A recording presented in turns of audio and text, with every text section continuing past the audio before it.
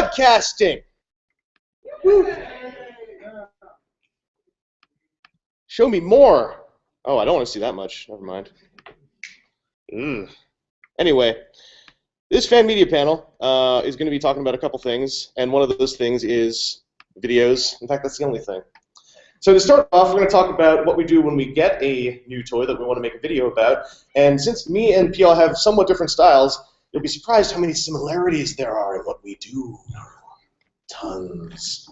So he uses one of these things. It's called a tripod because there's 3 legs, and I use one of those too. Bet you didn't know that. So when we get a new toy, the first thing we do is you mess around with the toy. You start making notes in your head, and in my case, I start writing a script. So Ben, when you get a new toy, what's some of the stuff you take note of right away? I just kind of make mentally. I don't note anything physically down. I just start messing with the toy and figuring out how it works. I look at the instructions. Ignore that. It's going to be weird. We start doing ourselves. Ignore that. Usually, I just pull out a box that comes in the mail, and I'll spend the afternoon familiarizing myself with it and figuring out any little tricks or tips. And sometimes they come with instructions, and I can do that, and sometimes they do not, and I don't get everything correct, but it happens. Yeah, it's mostly just a process of just playing with the toy and getting used to it, and then I'm getting ready to shoot it at work at night. I don't actually. If something's really weird about it that I want to make a note of, I'll write something down. But generally, I just play with the toy for several hours before I shoot. Yeah, and taking note of stuff before you shoot in any way, shape, or form is pretty important because that way you can avoid kind of getting stuck while the camera's on. Or like when you're doing a panel, if you didn't have notes of what to refer to, we'd be sitting here for a while with me going, so video reviews, for quite a while. I've got a copy of a script in progress here I can show you guys just to see the basics of how this goes. And it's not very difficult. It's just like a way of keeping my thoughts straight. So I have like an intro, and I have a car mode, and I have a transformation which I haven't written yet because I wrote this at about 2 o'clock. So basically, if I was recording the audio, I'd be saying all this.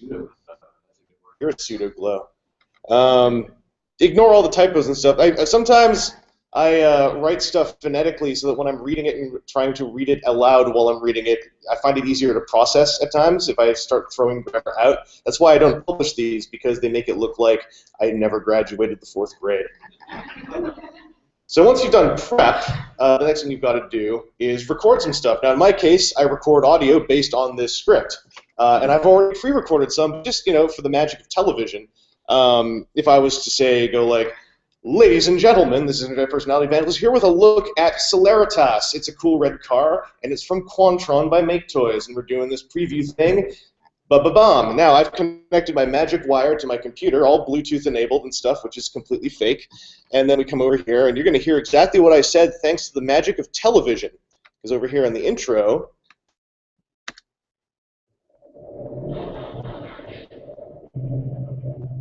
ladies and gentlemen, this is Internet Personality Vandals, and whatever you recorded isn't what you're watching. Full honky. Bastard. Look at one of the smaller team members from Make Toys upcoming minor, Quantron. This is Celeritas, a red car that possibly moves at the speed of light. So I didn't get that perfect. I don't know if you noticed a little cut in there, but over here you can hear a little clip explaining that. If we go into the audio file, right at that cut, if we continue listening past that point, probably moves. I said probably moves. So. A red car that probably moves. And then I snap my fingers so I see it.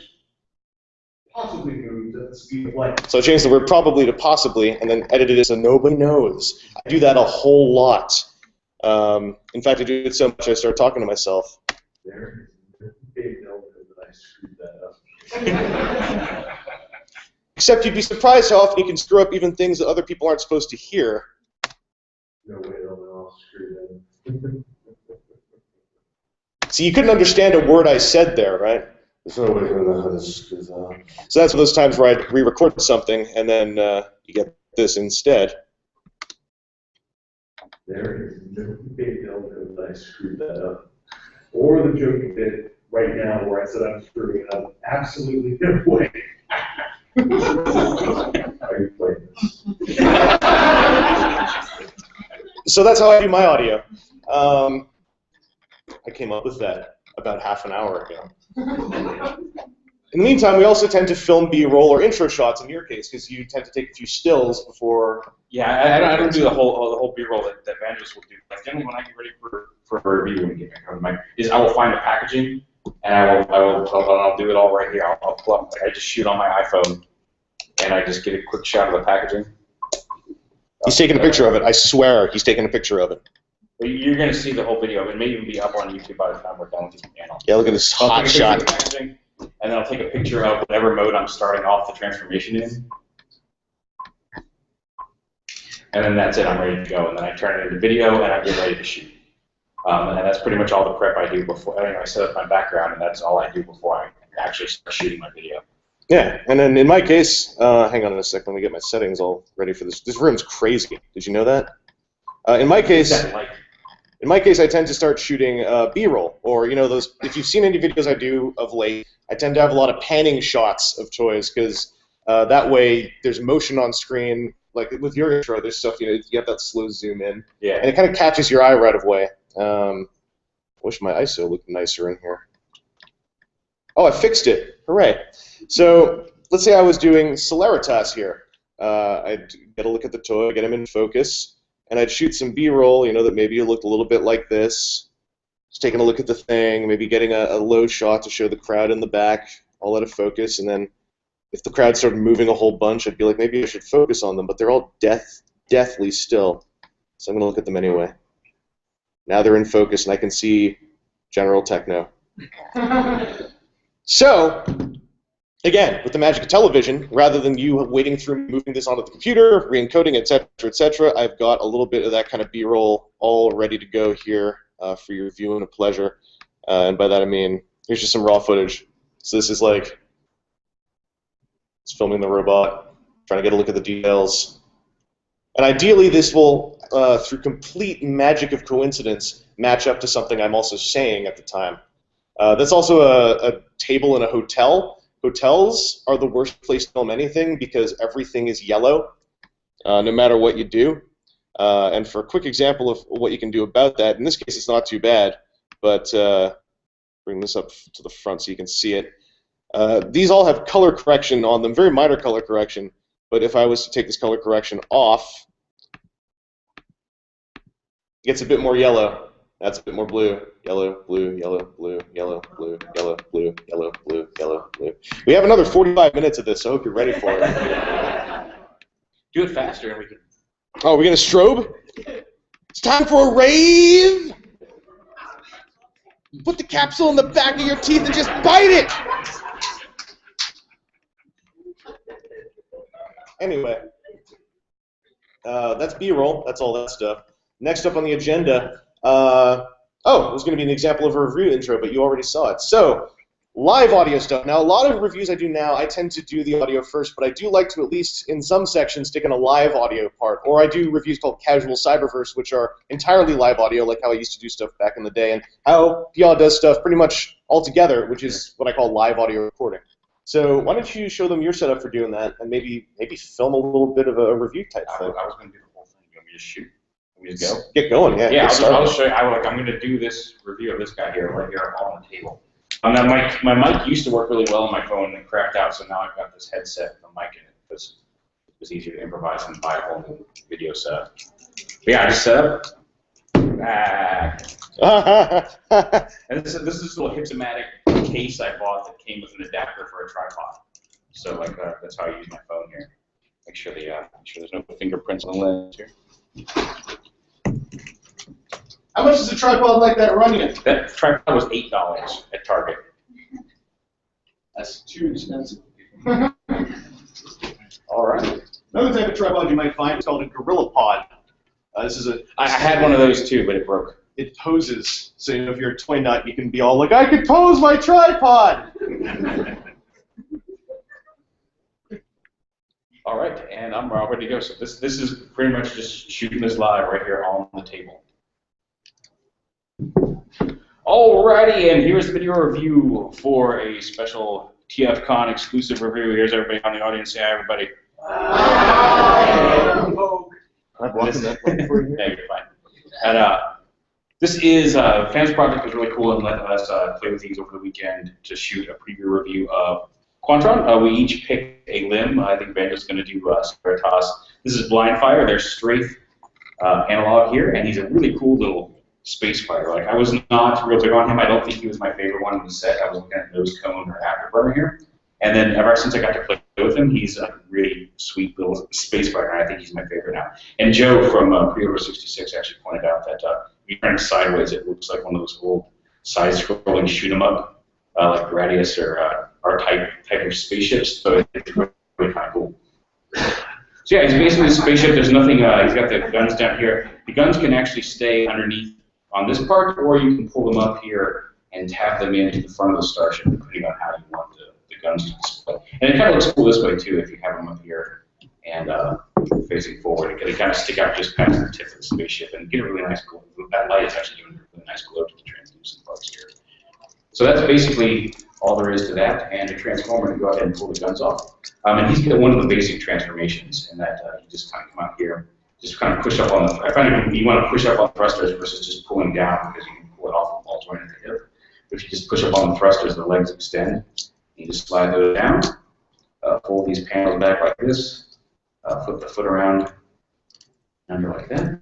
Sure everything's on camera here. And then stand them up. Come up here to the top of the body. And these panels you unplug from the top of the robot here. See if I can get one. Can you stick these on here really hard? Last person to play with this was him, so. Alright. Sabotaging my videos. Close off. You need any help? No. There's a little tab that pegs out right here in the back that plugs into the back of the arm, so they'll store back here. Put that peg out. And then this little piece right here, you just lift up the cockpit, rotate it up over the head, and there he is in robot mode. And then you can hold his pistols, you can store them on his back, you can plug them up onto his shoulders like the old G1 toy, however you want to do it. He's got these really cool pistols here. Okay, well, what are you doing? Oh, and there's Solaritas in the background. Size comparison time. Yeah, size comparison with a figure that nobody has, which I guess is typical for modern art. So yeah, so here he is in robot mode, and he's a lot more white than I expected, I think, but the red really pops, and I love the translucent orange in person looks really nice, especially with that bright light coming back and shining through him. It's really kind of neat, and you'll see all this up on when it goes live. He's got a ball jointed head here on the neck, ball jointed shoulders with an extra swivel up here on the top. He does have a bicep swivel, hinge elbows, wrist rotation. Does he have a waist swivel? Oh no, he doesn't have a waist swivel. I thought he did. Ball joint hips, knee hinge, and then he's got ball jointed feet, so he's got the ankle tilt that everybody loves so much, and the feet. And that's pretty much it. He's a nice little figure. There's a piston back here. You can see here's the port for his combiner mode, which we're not going to get into. I'm not going to do all 5 of them right now. But there's even a little piston that connects, that works. So when he's an arm, you'll see like a functioning piston as he moves up and around, which is kind of cool. But yeah, it's a neat little figure. Like I said, a surprise because I was not expecting to like him at all. And is part of the set, and it should be out, but August, September? It's coming out soon. I don't know what time or dates are. Yeah, it's gonna be coming out soonish, and it'll come in the box set. But there is the video review for Fans Project or Make Toys Quantron Solaritas. You got one too? Yeah, I did. Oh. And then that's the whole video right there. And then I'll take a shot of his robot mode. I'll flip it back to camera, and then I put him stick it in iMovie. I take the 3 still shots I shot and put them stitch them together into the intro, put them on top in front of the video, and mix it down and upload it to YouTube, and that's it. And I'm going to start working on that while he shows off his stuff. So it may actually be live on YouTube by the time we finish up. So we were both reviewing that Columpio. We both got it about 11:30 at night on Friday night. Yeah. And so we go up to my room, I shoot all my footage, then we go to Pia's room, I start transcoding my footage. When it's done transcoding, he's uploading his review, and I hate him. Yeah, but my review was uploaded to YouTube, and you had got like a minute of your video done. Yeah. I hate him. And that's one of the advantages of the way I shoot. Like, you can get better quality with something like this, and Vangelis puts a lot of time into his reviews, and it shows in the final product. And I do more kind of quick and dirty type stuff, but that's the way I like to shoot, and that's nice because everything I use fits in this little bag, and it can always be on me, and wherever I need to shoot something, I can get something done, shot, edited, and uploaded to YouTube. And I don't have to worry about whether my computer's down or how slow my computer is or whether my video card is up to speed, because it all just which is the cool advantage of that. And is it expensive to get any of that software? Is it the software I edit on, the iMovie software, is like $6. So if you have an iPhone and $6, you can do the same thing that I'm doing. What about the hardware, like the connector cord, the mini, the iPhone? The connector cord. Well, the connector cord is just a standard USB cable, and this is the camera adapter kit, which I think was $20. That I use to swap it when I pull it onto my iPad Mini. Like I do edit on my iPad Mini now that I've got one, but I used to do just all my editing right here on the phone, and then you don't need anything extra. The USB cable can pull it right off. All right. While he was doing that, I was hastily trying to get a light up because I ain't got enough. So I'm going to swivel over this way a little bit to do mine. That way I'm farther away from Ben, because I hate him.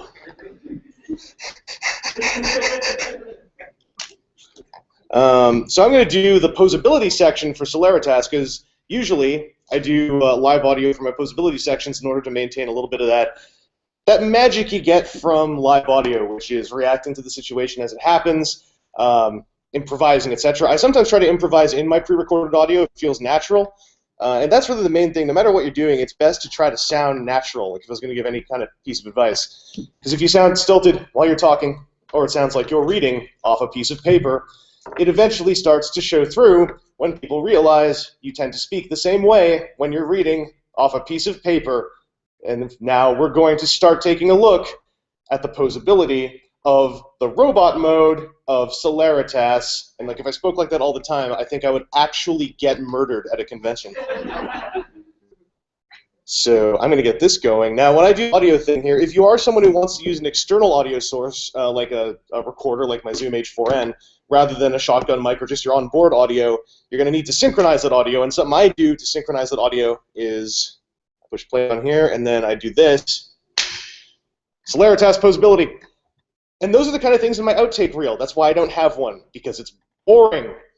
It'd be a whole bunch of clapping and snapping and half-said words and dead silence, and maybe that gets some people excited. I don't know. So Celeritas, this is the part where usually I try to come up with some kind of silly, gimmicky little phrase like, I bet this guy poses at the speed of light, but people are here. So if I do that, they're going to throw a shoe at me.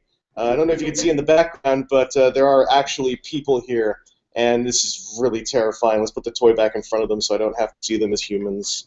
Now I just see blurry shapes, and that's generally how I like to look at the world. This guy has a ball-jointed head, and his head's on a little platform that moves up as well, and that's for other stuff, but it does allow for a little bit of extra head range, because you can get him to peek up and over his chest, so he can look down at his pants and go like, what did I do wrong?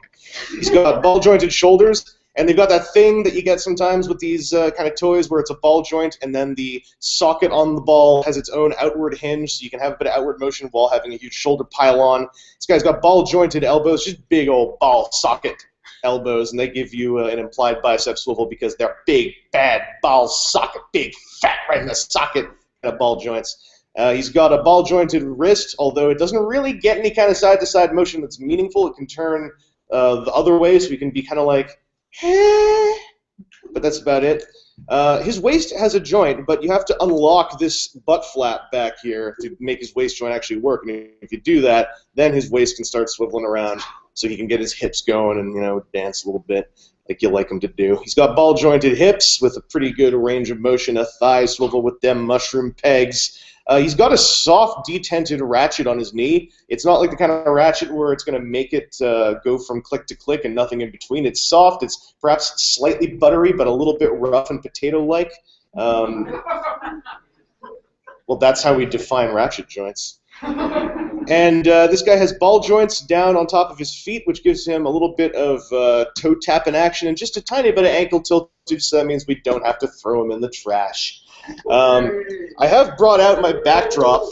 This is the backdrop I tend to use for reviews right now. It's just a Kotobukiya mechanical chain base. It's something that often is sold out, and then suddenly there's a whole bunch of them again on places like HLJ or AmiAmi or Hobby Search or all the sites that most everyone knows of now that they go to looking for fresh Bandai releases like Figuarts or Macross Toys and seeing them sold out. And there are knockoff versions of this, at least one major one, which probably serves your purpose just as well. But just to give it a go, let's take Celeritas here, and this is a durability test I tend to do only when number one, I'm asked to do it, or if I think it'll really showcase that the toy is not as fragile in kid gloves as you might think. So you take the toy and you throw them at the thing. Nothing happens. In fact, I threw him so sissily I didn't even hit the back wall. So we'll try that again. There, he survived. So this guy can be thrown against a wall, and nothing breaks or shatters or anything, unless I broke something and I don't notice, in which case I'll hide it in editing, because that's the magic of editing. But that's the posability section for Celeritas. That was about 3 minutes, 25 seconds for a toy about the size of Small Deluxe. That's okay. Sometimes those posability sections get a bit long, and then I just feel embarrassed because now I've got a 5-minute video with a 9-minute posability section in the middle, and you know, one always has to work to improve on oneself. Anyway, let's move on to my overall thoughts, which I haven't written yet. And I push stop on here. I would push stop on there, but I'm recording audio for this whole panel. I'll turn this light off so it stops annoying you guys. And that's live audio recording. For something like a casual Cyberverse review, that would be the whole thing. I would still, just because it's my taste, film a little bit of B-roll to start laying over on top of that. Or if there's parts of the live audio that I don't want to use, like a bad stutter, or a part where I say something racist or anti-Semitic, or you can hear like the stuff I do in my other room, which I've called the Big Pink Kill Room. I can cut all that stuff out, and then I can put B-roll over top so you don't hear it happening. You don't even know a cut happened, and nobody can prove anything to the NSA. So, moving into that, editing. Let's briefly switch back over to the laptop if possible. I'll just show you guys a little bit of a simple look at the editing side of this. So I talked about this last year. Final Cut Pro 7 is what I use, but this is also kind of what any editing program will look like when it's been squished down for a clone display. Usually the windows will be a bit smaller and etc., but I messed with everything. In fact, I can go in here and I can just go arrange standard. That should fix everything up. There's usual layout. When you're cutting stuff, there are video tracks up here. There's audio tracks down here. Over here you can see, like, there's my intro bit. When Final Cut wakes up, it appears to have crashed. But there's the... Oh no, here we go. We can export QuickTime Movies. The intro bit here is over top of the footage, and then there's that opening shot where I'm talking and being a fool. Now I stopped talking here. So we don't want to linger on this shot silently for another 5 or 6 seconds, right? So what we're going to do is trim that back, blap, to here. Now, let's also say that this went straight into a transformation sequence, which I actually failed to get edited before we started this panel. If you wanted to have like a little crossfade here, then boom, we're crossfading over. This stuff has color corrections, so you've got to render that little spot. Rendering this kind of footage sucks, but believe me, it's going to crossfade there, and then that's the transformation. Now, this is something I'm trying... that I've started doing as of 2 videos ago with my new camera here. Usually I'd film these clips separately. In this case, I'm trying to capture better audio, so I'm filming it all in one long take and just changing my shot as I go. If you've seen any of my Transformers reviews, I like to do a montage for the transformation, and ever since I learned what it meant, I like cut on action. So sometimes I'll repeat an action, like I'll do something like unfold this thing here, and then I'll zoom in or zoom out and do it again and try to cut when that unfolding happens. To show you guys a finished example of that, let me just pop open Columpio, who should be right over here. So Columpio is a finished review. Like this is all good and ready. So this has like the music and everything. Here, I'll blow this up for you. And here there should be. This was done in a bit of a rush on Friday night, but this should still have a little bit of cutting on action. So you see, I open this thing up, and then. That was a real sloppy cut, but the lack of a backdrop means it's much easier to see that I'm hardly moving the camera around, just kind of zooming in and out. But there, when it swiveled on the foot, when the foot swivels, watch this, boom, it cut. Oh, nice. And then I think I did it again somewhere else.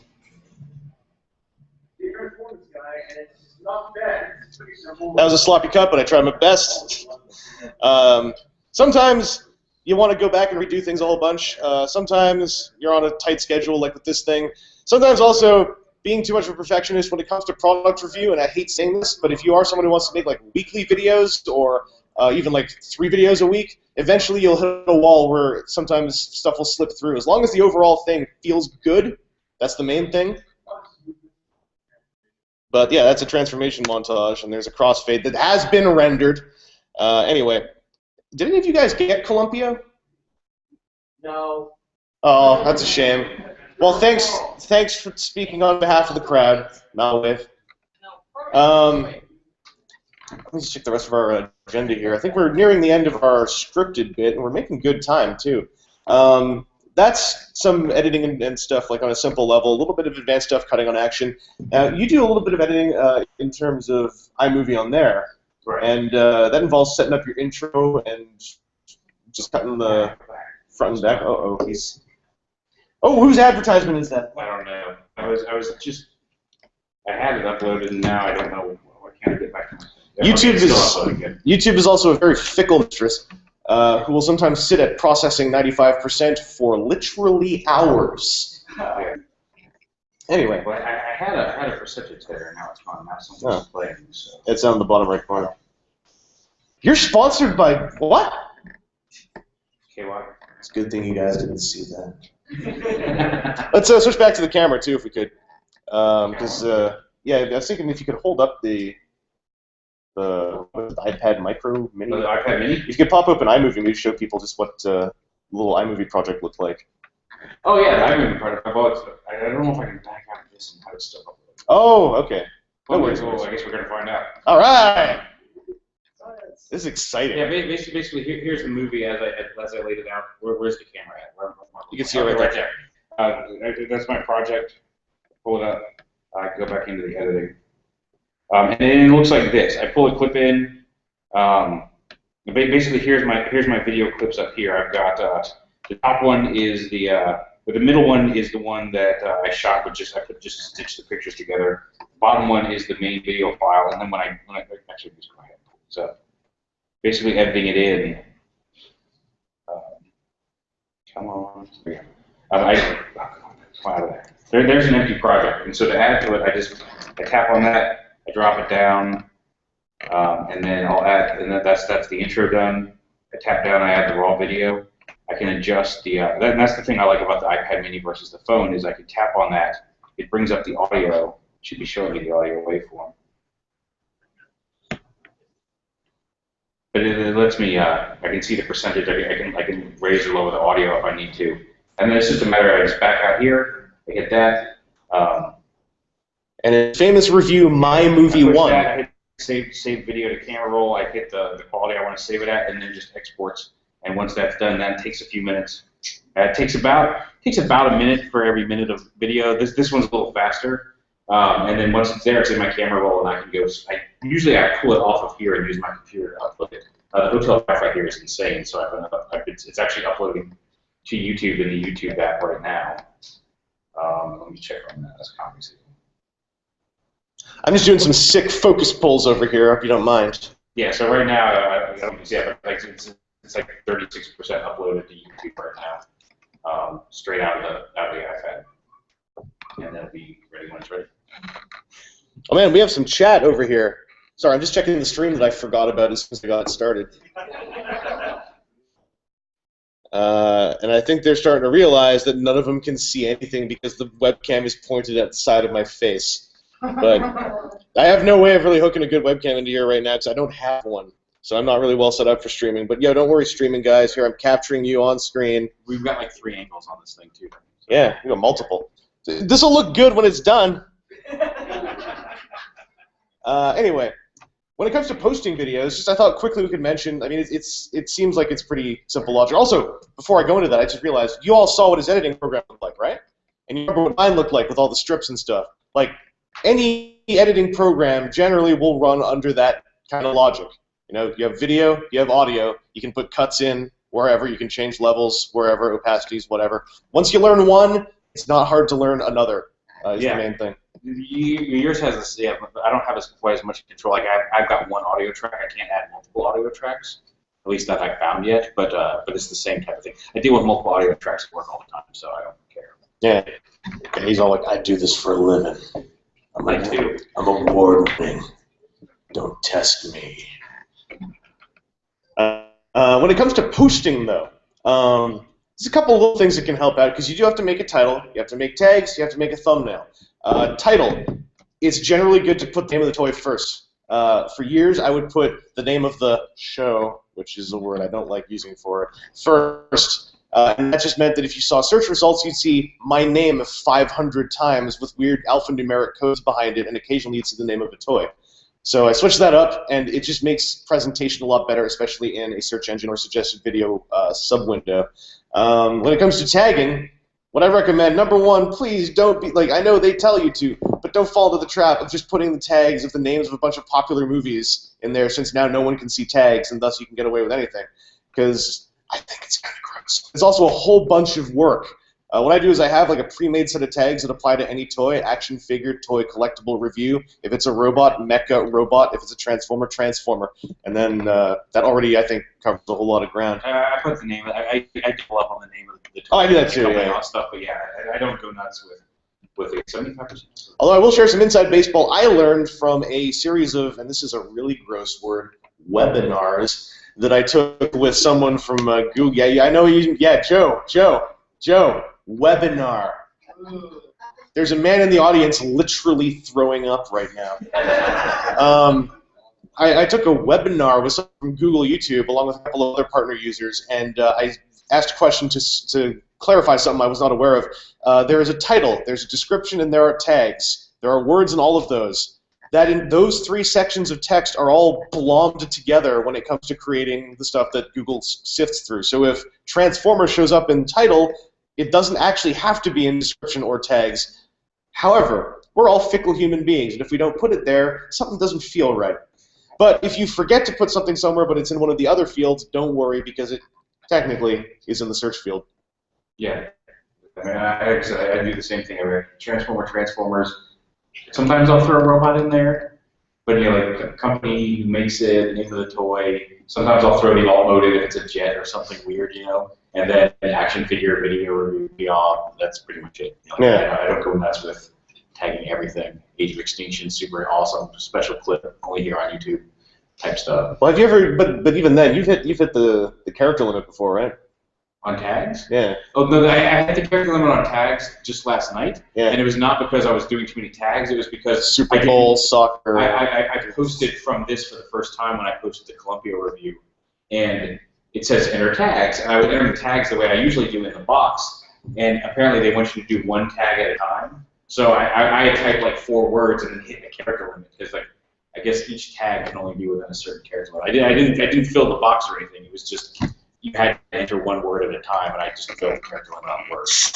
How long 1 word could be. Yeah. Also, was that surreptitious or what? When I was like at the timekeeper. The front, like if you are someone who's going to be having like logos or anything pop up, the front is generally a nice place to put all that stuff. I find that I'm finalizing the video on YouTube that I just shot because I'm fancy. It's uploaded.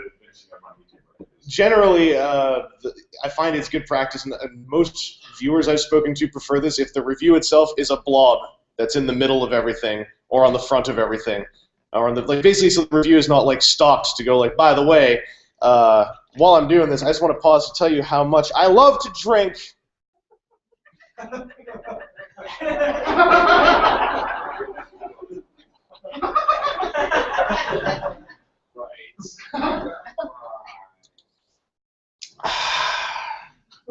going to be the one that catches hell for that. You know that, right? Soda pop.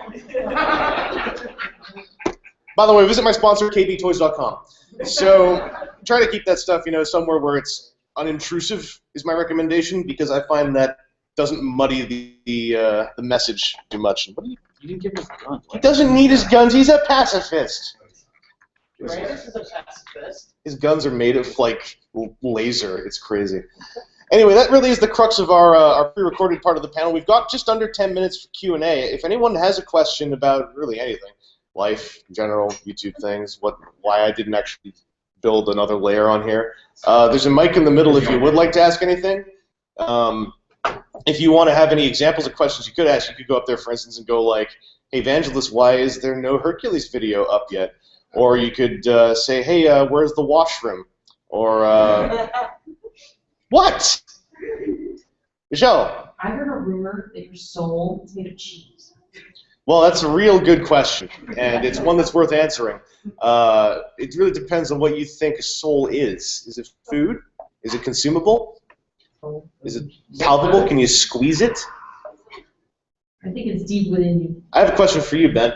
Okay. Why do you get so many free toys? You know what? I get some free toys. I do not get nearly as many as people accuse me of getting. Why are we being showered in free toys right now as I'm speaking to you? I have a pool to fill. Caught another one. Look at that. I cannot swim in a pool full of toys like Scrooge McDuck unless they give them to me. That's why. And I let them know this. Oh, we have an actual question. Hi. How long have you guys been on YouTube? I've been making videos on there since about March 2008. I think you're close. I'm about a year earlier than that. I think it was March 2007 when I started. Yeah. Yeah, I remember. I was working a job in 2007. I watched an animated toy. Yeah. I signed up on YouTube in 2006. Where did you all come from? Videos in 2007. I was like, let's make y'all uncomfortable and talk about toys raining down and stuff. And I was about to go into like how much it would hurt to swim in them too. Like, look at this guy. Look at the spikes. Hi. I'm just curious about how long on average it takes you to make a video from start to finish, like from scripting to the final product. You saw like Yeah. You literally just saw what I put in. I never counted because I don't have a good work ethic, so I stop and start a lot. But I would assume, I think it takes me about 20, 30 minutes to write the script, about, let's just say for this guy, about an hour to film everything, and then about hour or two to edit it all together. And then here's the part where I learned this is still billable hours in the industry. Takes about, before I do everything, because this camera uses H.264 compression and Final Cut doesn't like it, I have to re-encode it. So that takes about an hour. And then that aside, once the thing's done, I export it, which takes about 2 minutes. Then I have to compress it, which takes about 30 to 90 minutes, depending on the review, and then upload it, which on my super fast internet is like nothing. And then you have to wait about 2 years for processing to finish.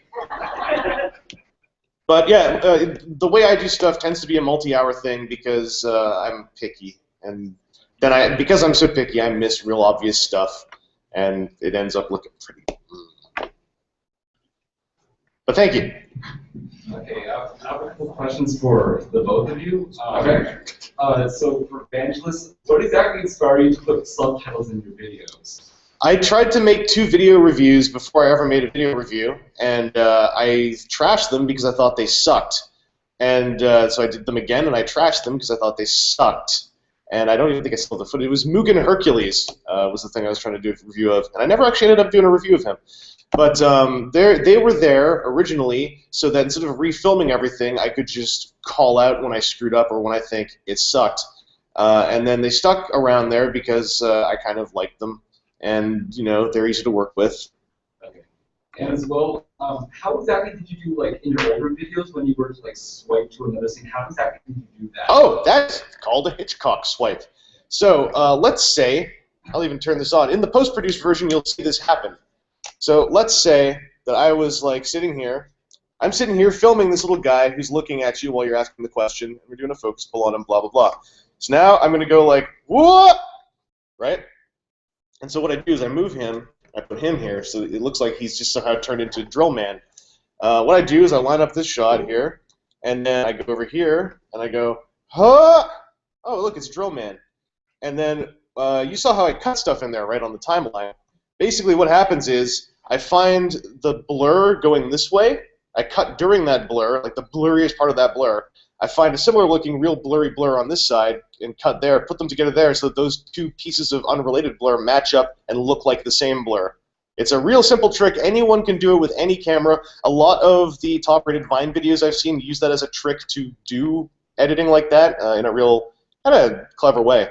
But that's what the Hitchcock swipe is.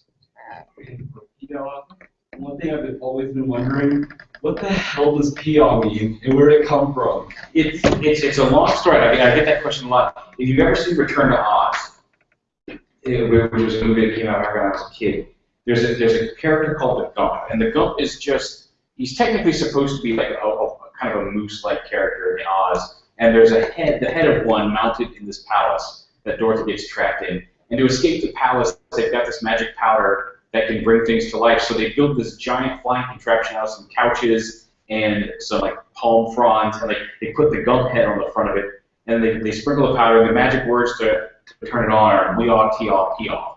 And so when they do that, the first thing the Gump hears and says is he goes, Peeaw. And the Gump was one of my favorite characters from that movie.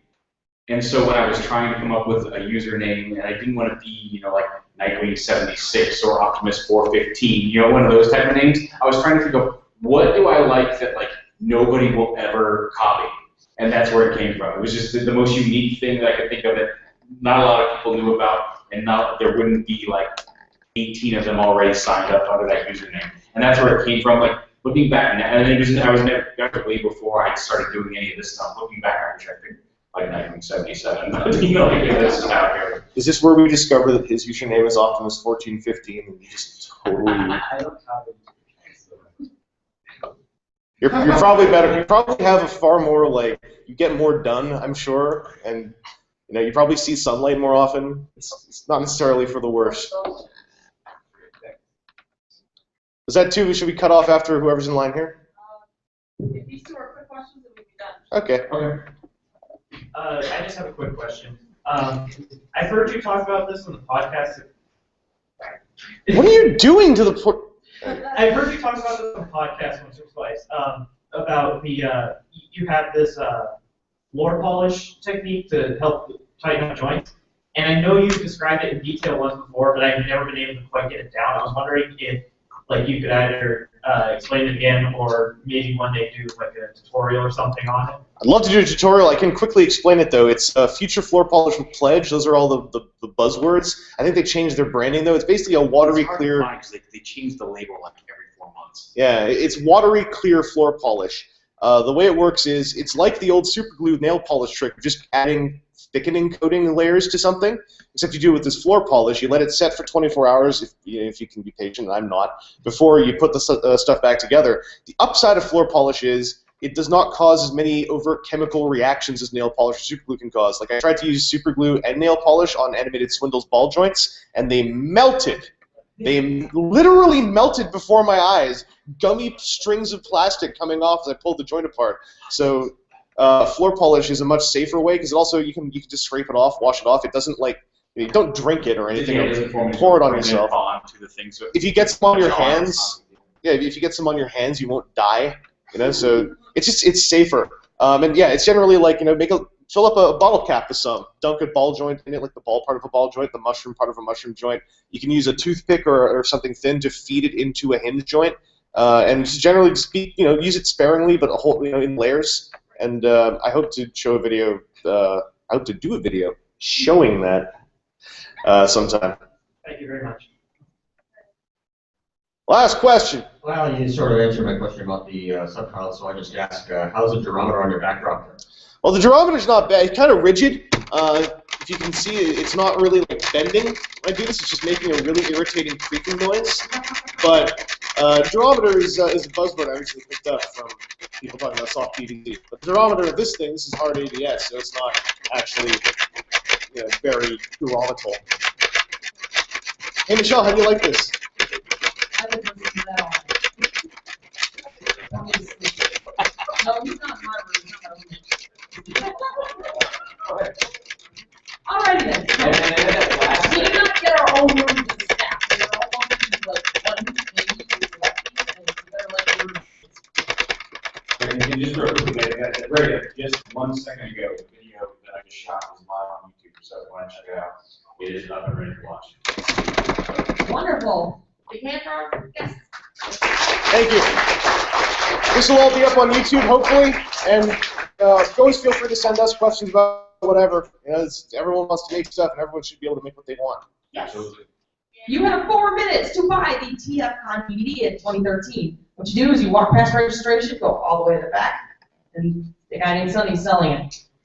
In about 4 minutes, we'll be doing our final panel. It is Q&A with the convention organizer. Yeah.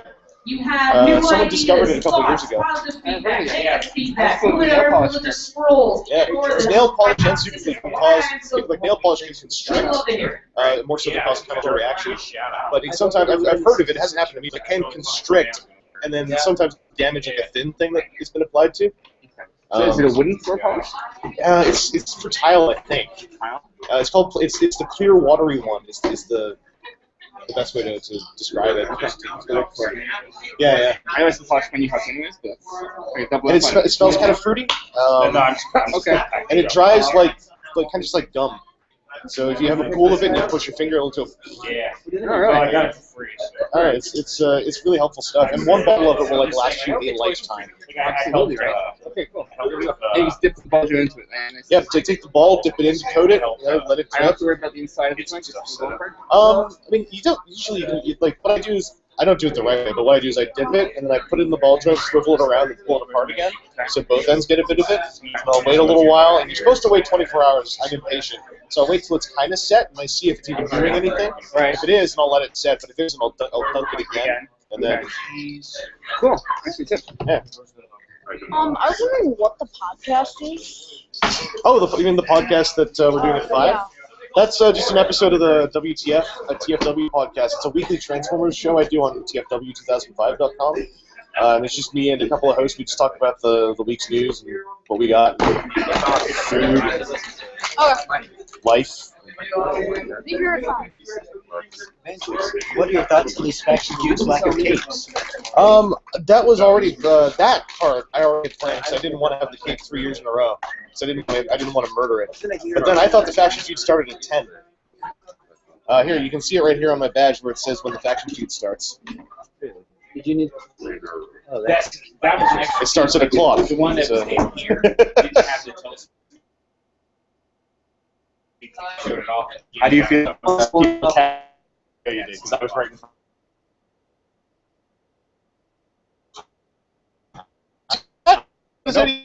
Find a way to do that. I didn't know you could tag anything on here. Yeah, they're still seeing me in that. Terrible. Said he wasn't amused.